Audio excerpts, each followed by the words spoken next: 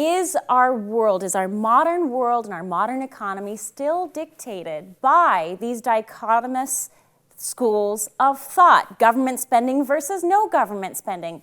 And the only person that can really talk about this credibly is Dr. Art Laffer, most recently the author of a new book, Taxes Have Consequences. You have a storied history in talking about all of this. Dr. Laffer, your thoughts and your answer to that question. Well, the question is the world still divided and run by these two brains of thought, Hayekian and Keynesian thought? And the answer is yes, it is completely, and that's how the world is divided. I like to discuss them in terms of growthists and redistributionists, which are the two views. One view, let's say the redistributionists believe that people work because they're jobs. The growthists, on the other hand, believe that people work to get paid after tax. It's that very personal and very private incentive that motivates them to work. And that's what's the key there. Two very big differences. Number two, the Keynesians believe that people save because their incomes are high. The Hayekian or the supply-siders believe that people save to make an after-tax rate of return on their savings. They don't save to go bankrupt. They save to augment their wealth, not to reduce their wealth. And lastly, and these are broad themes, Keynesians believe that if you raise tax rates, you automatically increase tax revenues. That boom. Supply-siders or Hayekians don't necessarily believe that. Now, yes, sometimes when you raise tax rates, you do get higher tax revenues. That's true. But sometimes when you raise tax rates, even though you collect more taxes per dollar of income, because the tax rate increase inhibits income production, that you'll get a reduction in the supply of goods and services, and therefore you'll actually lose revenues.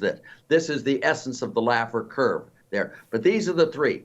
And we've had this battle between these two groups, the growthists and the redistributionists, or the Keynesians and the Hayekians.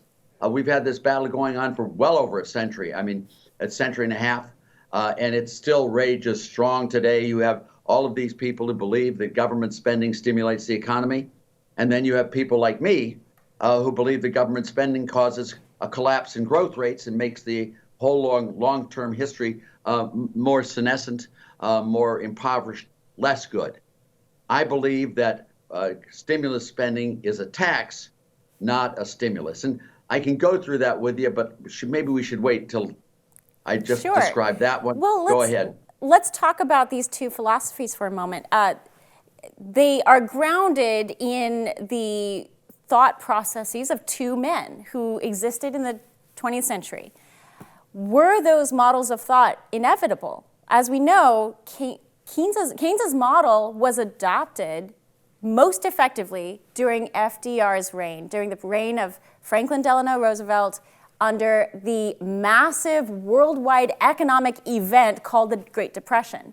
And liberals or leftists have largely relied on that model as a model for success in society and government's role in society and its handling of money.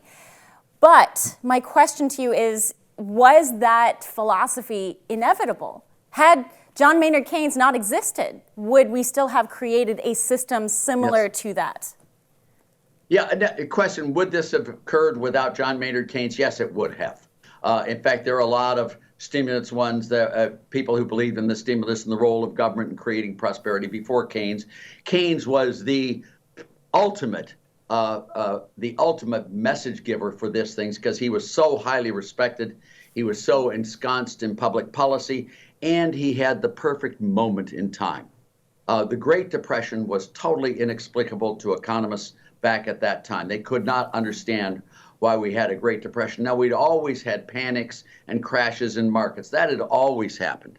For all our viewers asking where One America News is heading in the future, we would like to introduce you to OAN Live. OAN Live is the best way to stay up to date on all of the hard-hitting, straight-shooting, national and international headlines. And the best part is, OAN Live is only $4.99 per month. All the credible, honest, unbiased reporting One America News offers at a fraction of the cost of cable.